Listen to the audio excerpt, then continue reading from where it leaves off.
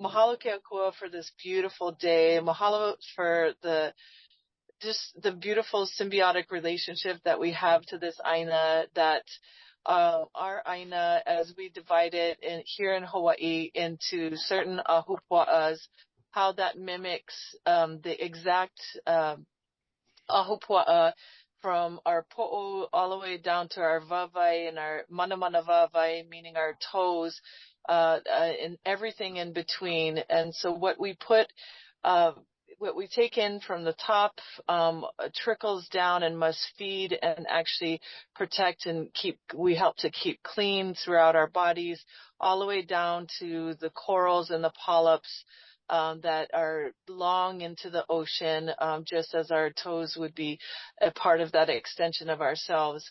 And so we really mahalo this message. We mahalo Bobby and for the message and the just fortitude that he's had all these years in just fighting for the rights of our sovereignty as humans, as Kanaka, as well as the not forgetting the part of us that it lives and breathes and drinks of the same elements that our aina provides. So in Hawaii, we are known as caretakers, and I just malama, thank you so much to Stephanie for being here and for her work that she's done and the knowledge to be imparted. So I call this spirit and the mana of all that brings us here today to just put us in a beautiful bubble of love and let that bubble just keep on forging forward. So mahalo, amene. So I'm going to conduct a brief interview, some questions and answers with Stephanie Seneff. And for those who don't know her, I will read a brief bio. Dr. Stephanie Seneff is currently a senior research scientist at the Computer Science and Artificial Intelligence Laboratory at MIT. She's had a continuous affiliation with MIT for more than 5 decades, earning 4 degrees from MIT, including one in biophysics, electrical engineering, and computer science. Since 2008, she's directed her attention toward the role of nutrition and environmental toxicants on human disease, with a special emphasis on the herbicide glyphosate and the mineral sulfur. In her book, Toxic Legacy, she presents compelling evidence based on peer-reviewed studies that glyphosate plays a major role in skyrocketing rates of chronic diseases. Dr. Seneff describes glyphosate's unique mechanism of toxicity that slowly erodes human health over time, as well as its impact on soil, ecosystems, and the nutritional quality of the nation's food supply. Some in the media have censored her quite a bit, but we are absolutely delighted and grateful to have you with us, and we welcome you to this call in this community. We have a limited amount of time, so I'm going to get started with my first question, but if there's some other thing that you want to share with us, please feel free to do that. Please go ahead with the questions, and we'll go from there. So I think what we really want to know is if you'll share why you're supporting Bobby. I'm very curious if you've been a supporter for a long time. And, why do you think he's the right person at this time? Right. So I've actually known him for many years, going back 15 years. He and I both attended the Autism One conference for many years in a row. And he gave absolutely inspiring keynote addresses to that community. I was blown away. He is so charismatic and such an incredible public speaker. He has a vast knowledge of science, actually. He's very science-based, which is very unusual for a politician. He's so passionate about his causes, and his causes completely aligned with mine. He and I were both equally concerned about the autism epidemic. My mission was to figure out exactly what it is that's causing this epidemic, and both of us considered the vaccines to possibly be a factor. The toxic ingredients in the vaccines could be contributing to autism. We're still researching that. But the vaccines definitely have not been treated fairly, because the industry gets off scot-free because of this law passed in 1986 that exonerates them from any blame if somebody gets injured by a vaccine. That needs to be fixed, in my opinion. It's really a very big need. for us to really address the vaccines to see if they really are safe and effective, and to what extent balancing the trade-off between the potential damage they could cause and the benefits that they allow. It needs to be questioned. It needs to be researched. The government needs to get involved. So he and I both feel passionately about that. The other thing was glyphosate. And I knew he was one of the lawyers that were involved with that first case for non-Hodgkin's lymphoma back in 2016. I don't know how many of you are aware of that. This was Dwayne Lee Johnson. Was a school groundskeeper, and he only used glyphosate on the school grounds. That already upset me greatly that he was doing this on the school grounds. And he had some problems with his equipment. He got spilled on his skin. He got non-Hodgkin's lymphoma. He had young children. He was in his early 40s, and he issued a lawsuit against Monsanto, Ashley Bayer at that time, who had just recently bought Monsanto. And it was absolutely astonishing to me that he won, because I knew these guys usually throw the best lawyers at the case, and they always managed to get out of the situation, but this time they did not.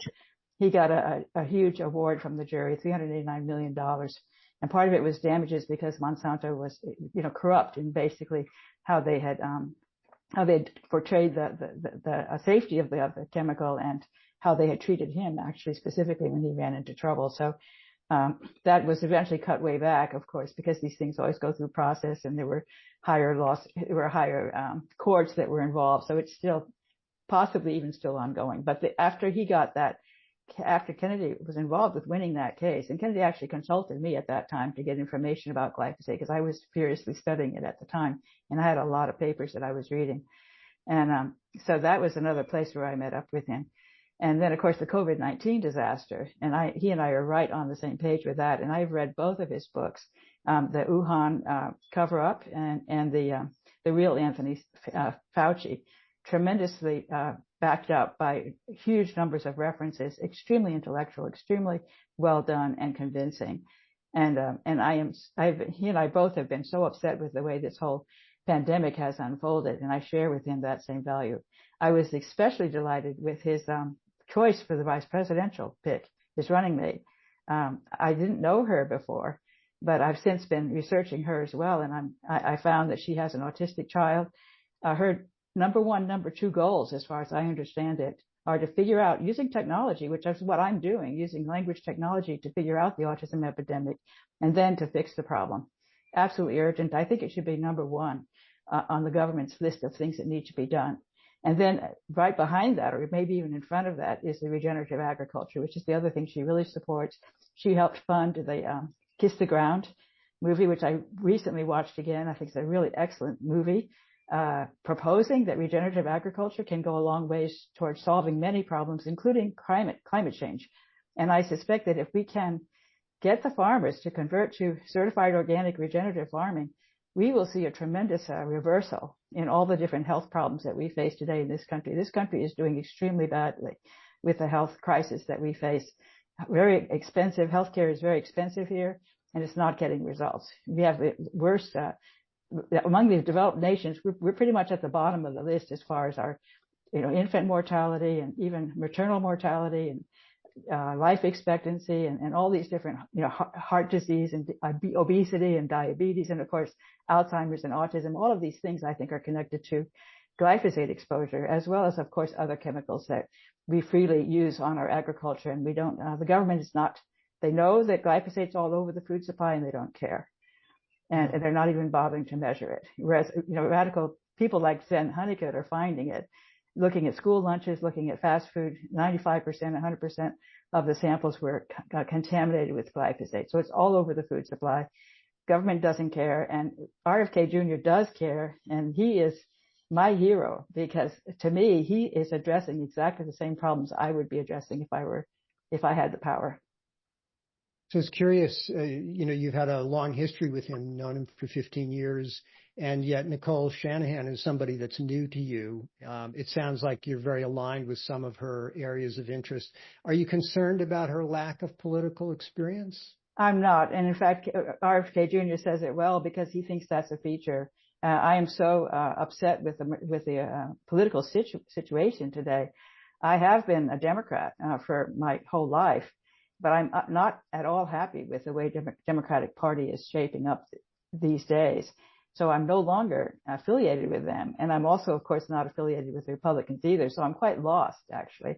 I feel like this is the time to change the country in a radical way, to bring in completely new people who are focused on the things that matter and who can get things done. And he has all this experience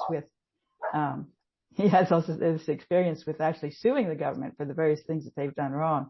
And he has the power, he has the capability that's needed right now to confront the industry, the chemical industry, the pharmaceutical industry, to confront those industries and make them change their ways, and then to bring awareness to the public about these causes that, to me, are really the most important things our country needs to address right now. You and I were exchanging some emails, and you mentioned your interest in using technology as a way to address the autism and I think also the chronic disease epidemic. And I wonder if you think we can make a significant amount of progress, and what will it take? What does it require to make these changes?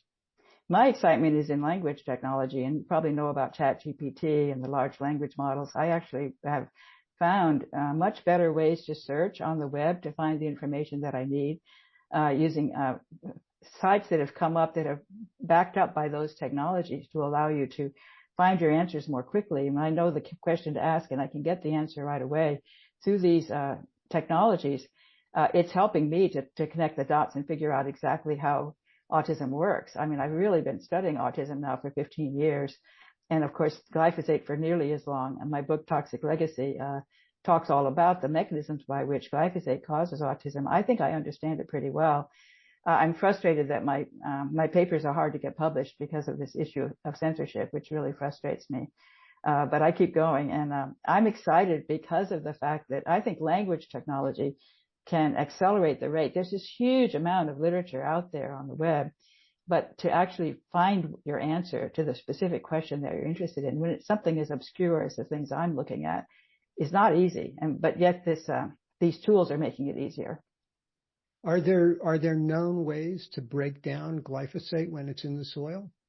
Yes, in fact, sunlight can break it down, and luckily, for example, in the waterways, they use chlorine to purify the water, and chlorine breaks it down. So that's fortunate, because I think we have a lot less glyphosate in our water because chlorine is toxic, of course, but we routinely use it in the water to kill the microbes, but it also breaks down the glyphosate. There are some bacteria that can break it down.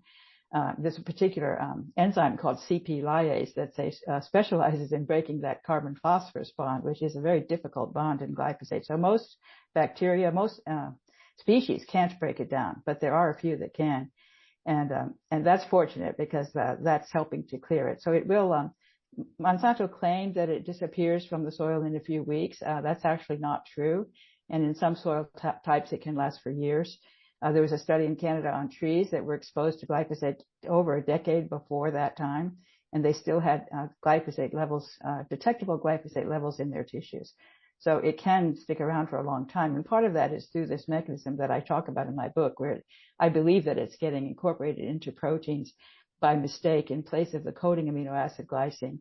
And I believe that that is a primary mechanism by which it causes what I call a slow kill. Insidiously, cumulatively toxic, and very hard to get out once it's in your tissues. And can we eliminate it from the human body? Difficult. I think it's very difficult. Certainly by going certified organic. My husband and I have been only buying certified organic food at the grocery store now for over a decade. And we feel it's actually improved our health. And I would recommend everybody here to do the same, and to tell your friends and family and neighbors to do the same, because I think we can. I like the grassroots bottom-up idea of getting people to realize they have to buy certified organic food if they want to be healthy. I think that's crucial. And again, I think that if Kennedy were president, he would make that happen. He would switch the money instead of supporting the agrochemical industry for agriculture, to switch over and put those funds into helping the organic farmers to get going, because they have a big transition problem. When they were using chemicals for many years, it takes a lot to get their soil to the point where they can actually become certified organic. That takes a lot of time, a lot of effort. And then the certification process as well is costly. So there's a barrier, and we need to, the government needs to get the farmers to get over that barrier so they can convert quickly. Yeah. Are you aware on the Big Island, they stopped using glyphosate and they replaced it with something called Finale, which contains something called glufosinate ammonium. And I wondered, is that any better than glyphosate? It's not. It's also an amino acid analog, actually. It's an amino acid analog of glutamate, just like glyphosate is an amino acid analog of glycine. Probably has the same property of substituting for an amino acid during protein synthesis. It's been associated actually with autism and microcephaly. It's not good. So we've not made progress. That's not progress. We have to get rid of all of the, especially the herbicides, but also the insecticides and the fungicides. I think all the herbicides are very, very dangerous. Well, it's really great to get your perspective. I want to switch just and ask you about one other thing, because I know you're very knowledgeable about spoken dialogue systems. And I wonder if you have any comments about Bobby's use of language as a politician, because it seems so different than everyone else. Do you have any thoughts about that? He's amazing. I am just absolutely enthralled with his ability to give a fantastic speech going on for an hour without any notes even. He just goes and it works, and it's just incredible. He has an amazing skill. I would say a genius, a level of genius. I've never seen that in anybody else. He's very smart and very well educated, you know. And you've been around some smart, very well educated people. I have been all my life. Yeah, great. Well, we sure appreciate you taking the time to share some information with us, and the fact that you're a supporter is just very inspiring. So thank you so much for joining us and being part of this. That's my pleasure. Thank you for doing this.